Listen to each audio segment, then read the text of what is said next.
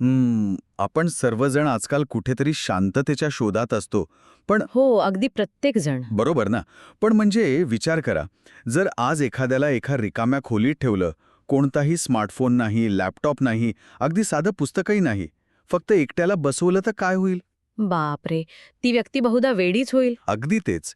ती शांतता त्या व्यक्तीला अस्वस्थ करेल, खाऊ की गिळू करेल. आपल्या या आधुनिक शहरी जीवनाचे हे एक खूप मोठं विडंबन आहे बघ. आपण सगळेच कामाचा ताण, ते सतत वाजत राहणारे नोटिफिकेशन्स यातून सुटका मिळवण्यासाठी धडपडत असतो. हो, आपण माइंडफुलनेसची ॲप्स डाउनलोड करतो. मेडिटेशनचे कोर्सेस लावतो. पण जेव्हा प्रत्यक्ष शांतता समोर येते तेव्हा आपण तिला सामोरं जायला घाबरतो. आणि आजच्या या सखोल चर्चेत आपण याच मानसिकतेचा वेध घेणार आहोत. नक्कीच. हा विषय खूप रंजक आहे. अष्टशील किंवा ज्याला बौद्ध परंपरेत अष्टशील म्हटलं जातं. आधुनिक शहरातील या धकाधकीच्या जीवनात हे प्राचीन नियम कसे लागू पडतात हे आपण पाहणार आहोत. आणि सोबतच ती माकडांची कथा. हो, ती माकडांची गमतीदार कथा. त्यातून आपण आपल्या स्वतःच्या इच्छांचे किंवा वासनांचे कसे निरीक्षण करू शकतो याचा आपण आज वेध घेणार आहोत. आपला उद्देश हाच आहे की या प्राचीन नियमांकडे एका नव्या दृष्टिकोनातून पाहणं. कसे आहे ना, हा विषय आजच्या काळाशी खूप मिळता-जुळता आहे. आपण आपल्या प्रोफेशनल लाईफमध्ये जसे प्रोडक्टिव्हिटी वाढवण्यासाठी नवनवीन हॅक्स शोधतो, बरोबर? तसेच मनाच्या शांततेसाठीही आपल्याला इन्स्टंट सोल्युशन्स हवी असतात. पण खरी अडचण अशी आहे की आपण बाहेरच्या जगावर जितकं नियंत्रण मिळवण्याचा प्रयत्न करतो, तेवढंच आपण आपल्या आतल्या जगापासून दुरावत जातो. म्हणजे स्वतःच्या मनापासून, राईट? अगदी बरोबर. ही जी 8 शिलांची संकल्पना आहे, ती बाहेरून आत जाण्याची एक पद्धतशीर प्रक्रिया आहे. पण इथेच एक मोठा अडथळा येतो.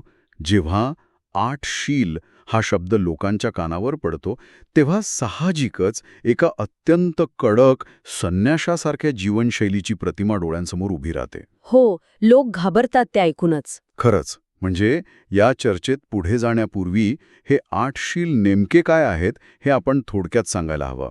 कारण अनेकांना फक्त पंचशील माहिती असतं, म्हणजे हत्या न करणं, चोरी न करणं, खोटं न बोलणं. व्यभिचार न करणं आणि व्यसनांपासून दूर राहणं. हो, हे तर अगदी मूलभूत नियम आहेत.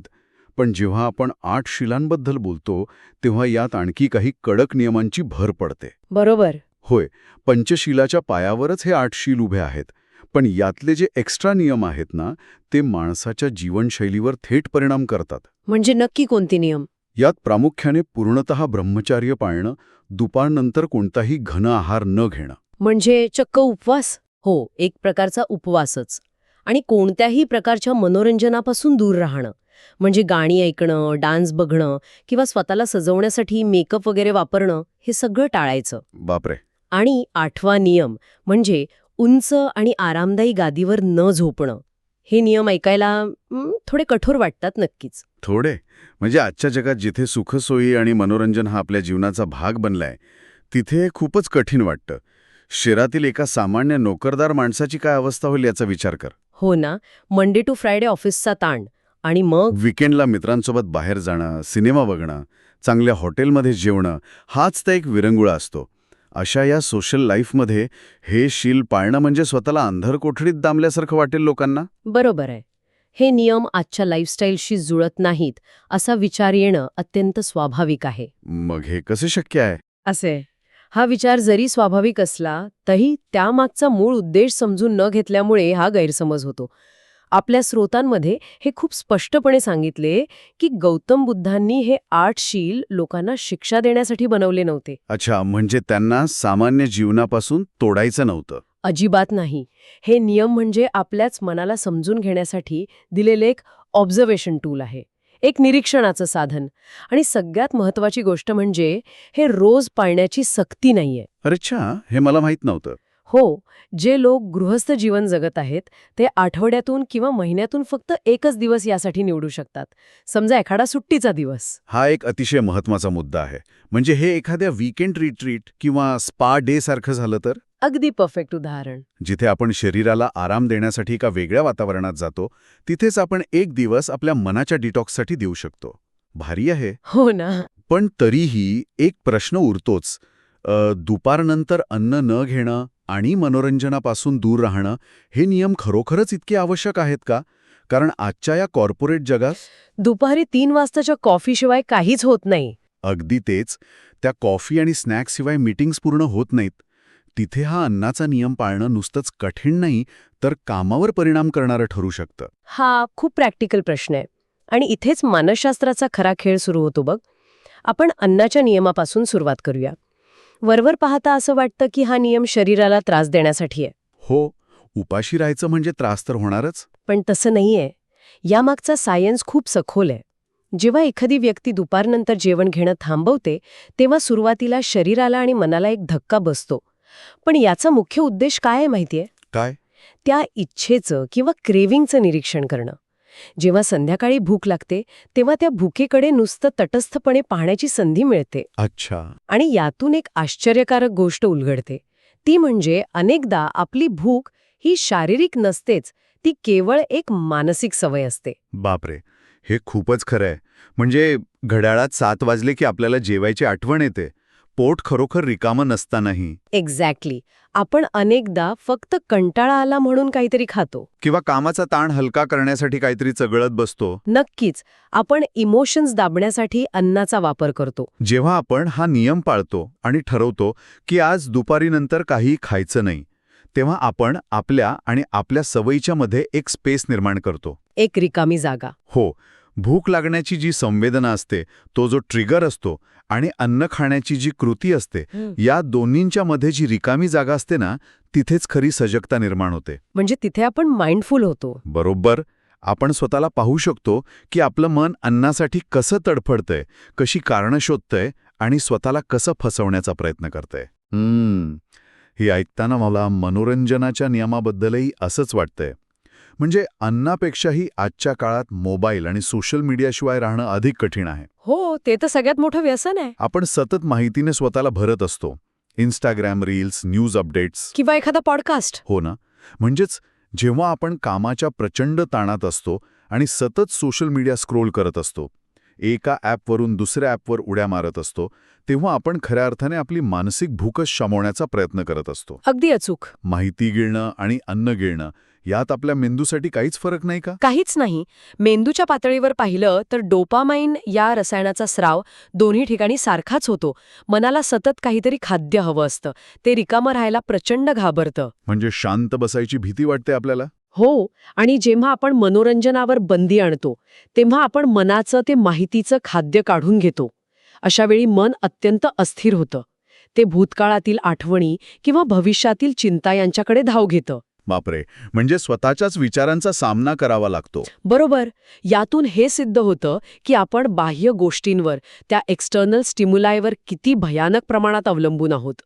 8 शील पाळणं म्हणजे स्वतःला एका कोंडीत पकडणं नाहीये. मग काय आहे?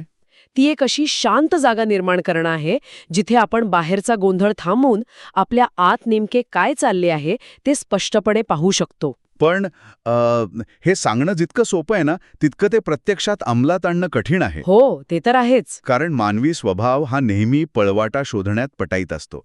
आपण नियम तर स्वीकारतो, पण आपल्या सोयीनुसार ते वाकवतो. आणि या मानवी प्रवृत्तीवर अत्यंत गमतीदार पद्धतीने भाष्य करणारी एक कथा आपल्या श्रोत्यांमध्ये दिली आहे. हो, ती माकडांची कथा. एक्झॅक्टली.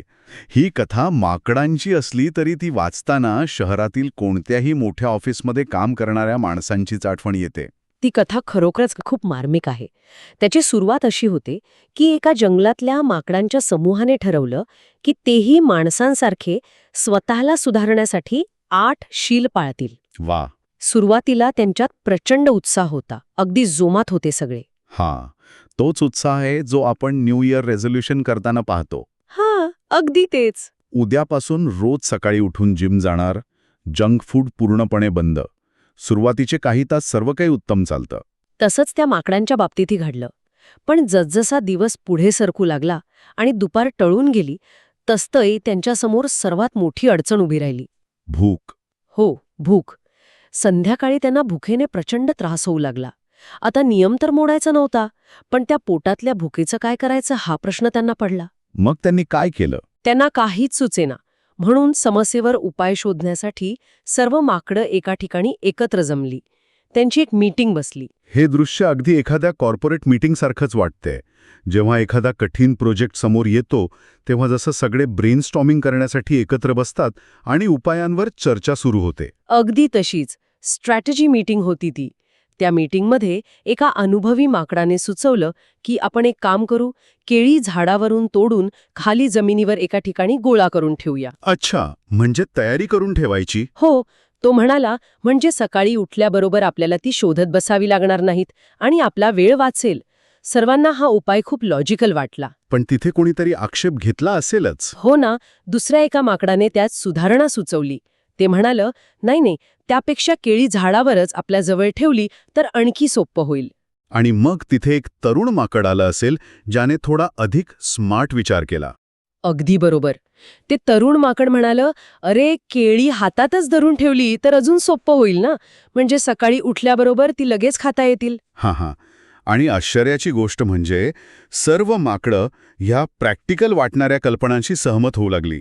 हो, ते त्यांच्या मूळ उद्देशापासून कसे भरकटत चालले होते हे त्यांच्या लक्षातच आलं नाही. नियम न मोडता तो कसा वाकवता येईल याचा विचारात ते गुंतले होते. आणि या सगळ्यावर कडी केली ती सर्वात लहान माकडाने. त्याने एक असा उपाय सांगितला ज्याने सगळा खेळच बदलून टाकला. काय म्हणाला तो? तो म्हणाला, अरे जर आपल्याला सकाळी खूप भूक लागली असेल तर केळी सोलायलाही आपल्या अंगात ताकद नसेल. त्यापेक्षा आपण केळी आधीच सोलून तोंडात ठेवूया. बापरे. सकाळी उठल्यावर फक्त गिळायचं काम उरेल. म्हणजे नियमही पाळला जाईल आणि आपल्याला त्रासही होणार नाही. हा तर अगदी जिनियस उपाय होता. म्हणजे त्यांनी समस्येवर असा उपाय शोधला की त्यांना काहीच करावं लागणार नाही. ही प्रवृत्ती आपल्यातही दिसते बघ. हो, पावलोपावली दिसते. जे लोक डायटिंगवर असतात ना, ते फक्त इमर्जन्सीसाठी म्हणून डेस्कच्या ड्रॉवरमध्ये चिप्स किंवा चॉकलेट्स लपून ठेवतात. हो, किंवा मी फक्त कामासाठी फोन उघडला आहे असं सांगून तासनतास सोशल मीडियावर वेळ घालवतात. अगदी तेच. मग पुढे काय झालं त्या माकडांचं? त्या लहान माकडाची ती कल्पना सर्वांना इतकी आवडली की त्यांनी ती तत्काळ मान्य केली. त्या रात्री सर्व माकडांनी केळी सोलून स्वतःच्या तोंडात ठेवली आणि झोपायला गेली. स्वतःला किती फसवतायत हे लोक. हो, त्यांना पूर्ण खात्री होती की ते 8 शील पाळण्यात 100% यशस्वी होतील.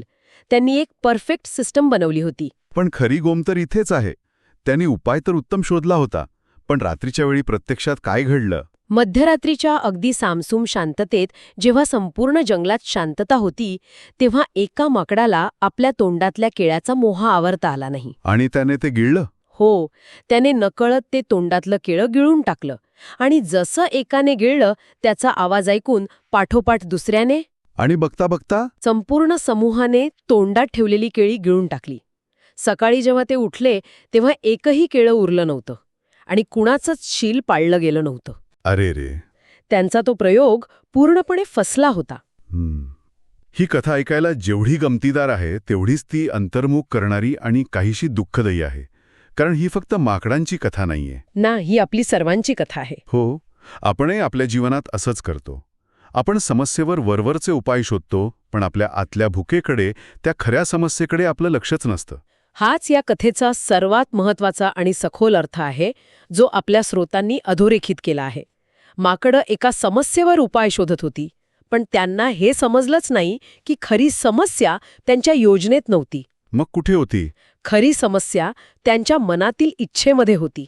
त्यांच्या मनातील भुकेवर, त्या वासनेवर त्यांचं अजिबात नियंत्रण नव्हतं. बरोबर. त्यांनी बाह्य स्वरूपात नियम पाळण्याचं एक उत्तम नाटक केलं.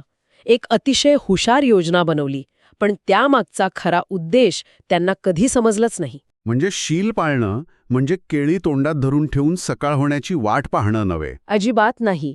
शील पाळणं म्हणजे केळं खाण्याची जी इच्छा मनात निर्माण झाली आहे तिच्याकडे नुसतं तटस्थपणे पाहणं. हा मुद्दा अत्यंत महत्वाचा आहे बघ. जर मनातील इच्छाच समजली नाही तर कोणतेही बाह्य नियम किंवा शिस्त कुचकामी ठरते. आपण कितीही प्लॅनिंग केलं, अलार्म लावले, ॲप्स वापरले, तरी जोपर्यंत आपण आपल्या आतल्या त्या इच्छेला ओळखत नाही तोपर्यंत काहीच बदलणार नाही. मग अशा परिस्थितीत जो माणूस नव्याने हे नियम पाळण्याचा प्रयत्न करत आहे त्याने नक्की काय करावं? याचंच उत्तर माइंडफुलनेसच्या मूळ प्रक्रियेत दडलंय. आपले स्रोत एक अत्यंत सुंदर आणि दिलासादायक गोष्ट सांगतात. कोणती? जे लोक नव्याने सुरुवात करू इच्छितात त्यांनी सुरुवातीलाच परफेक्ट होण्याचा किंवा 100% नियम पाळण्याचा अट्टाहास धरू नये. अच्छा, म्हणजे स्वतःवर जास्त प्रेशर टाकायचं नाही. हो, कारण परिपूर्णतेचा अट्टाहास माणसाला निराश करतो. खरी साधना ही शील न मोडण्यात नाहीये. मग कशात आहे? खरी साधना ही माझी आता केळं खाण्याची प्रचंड इच्छा होत आहे हे नुसतं पाहण्यात आणि जाणण्यात आहे. म्हणजे केवळ त्या इच्छेचं अस्तित्व मान्य करणं. हो, मला आता हे हवंय हे मान्य करणं. अगदी बरोबर. मनातील ती क्रेविंग, ती तीव्र इच्छा ओळखणं, तिला नाकारण्याऐवजी तिचं शांतपणे निरीक्षण करणं, हेच खऱ्या अर्थाने शील पाळणं होय. क्या बात है. जेव्हा संध्याकाळी भूक लागते किंवा फोन पाहण्याची तीव्र इच्छा होते, तेव्हा स्वतःला दोष न देता फक्त त्या भावनेकडे पाहणं. माझ्या मनाला आता अस्वस्थ वाटत आहे, त्याला काहीतरी उत्तेजन हवंय हे ओळखून ती कृती काही क्षणांसाठी थांबवणं. एक्झॅक्टली. तो जो थांबण्याचा क्षण असतो ना, तिथेच खरी मुक्ती असते. तुम्ही तुमच्या इच्छांचे गुलाम राहत नाहीत. तुम्ही एका थांब्यावर उभे राहून जशी जाणारी गाडी पाहता, तसं तुमच्या मनात येणाऱ्या इच्छांना पाहू शकता. हा विचार खूपच सखोल आणि एका अर्थाने सांत्वन देणारा आहे. याचा अर्थ असा की आपण आपल्या या शहरातल्या धावपळीच्या जीवनात स्वतःला कितीही शिस्त लावण्याचा प्रयत्न केला, 10 प्रकारचे अलार्म लावले, डाएट प्लॅन्स फॉलो केले, तरी जोपर्यंत आपण आपल्या आतल्या त्या भुकेल्या माकडाला शांतपणे बसून पाहत नाही, तोपर्यंत हे सगळे नियम व्यर्थ आहेत. आपण फक्त वरवरचा दिखावा करत आहोत. हो, खरी प्रगती तेव्हाच होईल जेव्हा आपण आपल्या आत डोकावून पाहू आणि आपल्या असुरक्षिततेचा स्वीकार करू. आणि हे करणं सोपं नक्कीच नाहीये. स्वतःच्या कमकुवतपणाचा सामना करणं खूप धाडसाचं काम असतं. माकडांना वाटलं की ते भौतिक उपायांनी मनावर विजय मिळवतील. आपणही तसेच आधुनिक तंत्रज्ञान आणि हॅक्स वापरून मनावर ताबा मिळवण्याचा प्रयत्न करतो. पण मन हे अत्यंत चतुर असतं. ते तुम्हाला नकळत तुमच्या जाळ्यात अडकवतं. त्यामुळे कठोर शिस्तीपेक्षा सजगता आणि स्वतःबद्दलची करुणा अधिक महत्वाची आहे. बरोबर. जर कधी नियम मोडलाच, तर त्यातून स्वतःला शिक्षा करण्यापेक्षा आपण तो का मोडला यामागची मानसिकता समजून घेणं हे खऱ्या अर्थाने आध्यात्मिक प्रगतीचं लक्षण आहे. आजची ही सखोल चर्चा खरोखरच विचार करायला लावणारी आणि एक वेगळा दृष्टिकोन देणारी ठरली. आपण नेहमी बाहेरच्या जगाशी, वेळेशी आणि टार्गेटशी लढत असतो. पण खरा संवाद हा आपल्या स्वतःच्या मनाशी असायला हवा. अगदी. या चर्चेचा समारोप करताना हे पुन्हा एकदा स्पष्ट होतं की अष्टशील किंवा कोणतेही नियम हे स्वतःवर जबरदस्ती करण्यासाठी नाहीत. ते स्वतःचे सवयी, स्वतःचे ट्रिगर्स आणि स्वतःच्या इच्छांचं अत्यंत प्रामाणिक निरीक्षण करण्यासाठी आहेत. हो, माकडांसारखं फक्त वरवरचे नियम पाळण्यापेक्षा किंवा पळवाटा शोधण्यापेक्षा आपल्या मनाला आणि त्याच्या गरजांना समजून घेणं अधिक महत्वाचं आहे. अगदी बरोबर. जेव्हा हे निरीक्षण प्रामाणिकपणे केलं जातं तेव्हा जीवनातील धावपळ आपोआप कमी होऊ लागते आणि एक खरी आंतरिक शांतता अनुभवायला मिळते. नक्कीच. आता ही चर्चा संपवण्यापूर्वी नेहमीप्रमाणे आपल्या सर्व श्रोत्यांसाठी एक प्रक्षोभक आणि विचार करायला लावणारा विचार सोडून जाण्याची वेळ आली आहे. आपण पाहिलं की माकडांनी त्यांची केळी मध्यरात्रीच्या अगदी सामसूम शांततेत गिळली. जेव्हा त्यांच्याकडे करण्यासारखं काहीच नव्हतं. हो, आणि आजूबाजूला पूर्ण शांतता होती. आजच्या काळात आपण सतत स्वतःला कामात, मीटिंग्जमध्ये किंवा फोनमध्ये व्यग्र ठेवतो. ही सततची धावपळ म्हणजे आपल्या मनातील त्या खोल शांततेची आपल्याला वाटणारी भीती तर नाही ना? हा खूप महत्वाचा प्रश्न आहे. जर आज आपण खरोखरच आपले सर्व स्मार्टफोन्स, लॅपटॉप्स, टीव्ही बंद करून एका खोलीत फक्त शांत बसलो, तर आपल्या तोंडात लपवलेलं केळं आपणही त्या शांततेला घाबरून नकळत गिळू अशी भीती आपल्याला आत कुठेतरी वाटत असते का? यावर नक्की विचार करा. खरंच विचार करण्यासारखी गोष्ट आहे. आजच्या या विलक्षण प्रवासात आमच्यासोबत जोडले गेल्याबद्दल खूप खूप धन्यवाद. पुन्हा भेटूया अशाच एका नव्या आणि रंजक विषयासह. तोपर्यंत स्वतःच्या मनातील त्या माकडावर नक्की लक्ष ठेवा.